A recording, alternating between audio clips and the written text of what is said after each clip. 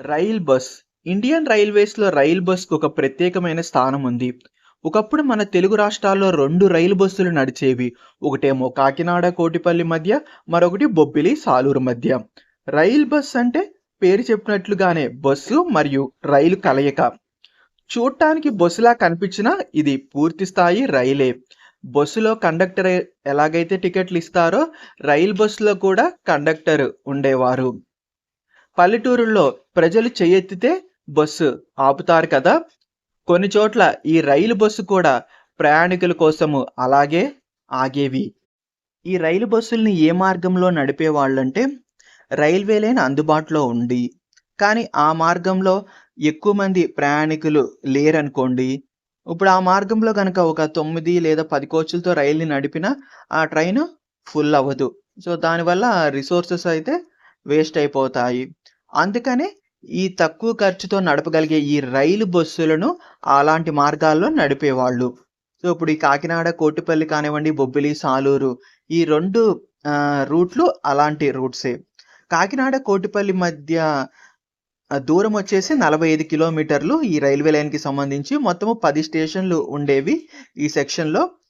ఈ రైలు బస్సు వచ్చేసి కాకినాడ నుండి కోటిపల్లికి ప్రయాణించటానికి 2 గంటల సమయం తీసుకునేది. ఈ రైల్వే లైన్‌లో శివరాత్రి టైంలో స్పెషల్ ట్రైన్‌గా కూడా ఈ రైలు బస్సు నడిపేవాళ్ళు. ఎందుకంటే ఈ రైల్వే లైన్‌లో ద్రాక్షారామము రైల్వే స్టేషన్ ఉండటం వల్ల సో, అక్కడికి చాలామంది భక్తులు ప్రయాణిస్తూ ఉండేవాళ్ళు. శివరాత్రి అప్పుడు చాలామంది ప్రయాణిస్తారు కాబట్టి, సో, అందుకని స్పెషల్ ట్రైన్‌గా కూడా నడిపేవాళ్ళు. సో, బ్రిటిష్ వాళ్ళ టైంలోనే ఈ కాకినాడ, కోటిపల్లి రైల్వే లైన్ ఏర్పడింది. ఆ తర్వాత లోక్‌సభ స్పీకర్ జీఎంసీ బాలయోగి గారి కృషి వల్ల ఈ కోటిపల్లి నుండి నరసాపురానికి రైల్వే లైన్ నిర్మించే ప్రాజెక్ట్‌ని శాంక్షన్ చేశారు. కానీ దాని నిర్మాణం ఇంకా పూర్తి కాలేదు. అది వేరే విషయము.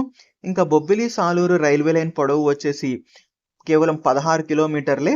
ఈ బొబ్బిలి జంక్షన్ వచ్చేసి విజయనగరం, రాయగడ రైల్వే లైన్‌లో ఉంది. సో, ఆ బొబ్బిలి నుండి సాలూరుకి 16 కిలోమీటర్ల రైల్వే లైన్ ఉంది. ఇది ఎలక్ట్రిక్ లైన్ కూడా.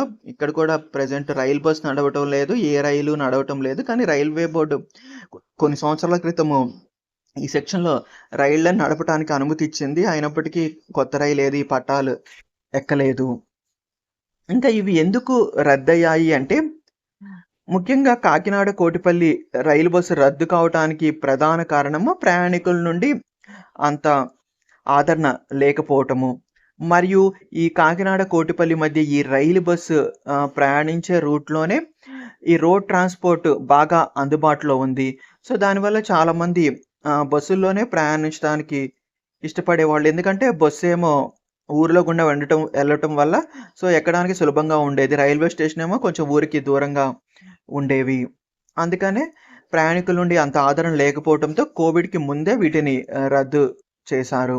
ఇంకా బొబ్బిలి, సాలూరు రైలు బస్‌కి సంబంధించి నాకు కంప్లీట్ ఇన్ఫర్మేషన్ లేదు. ఎందుకు రద్దు చేశారు అని. నాకు తెలిసినంత వరకు కోవిడ్ టైంలో రద్దు చేశారు.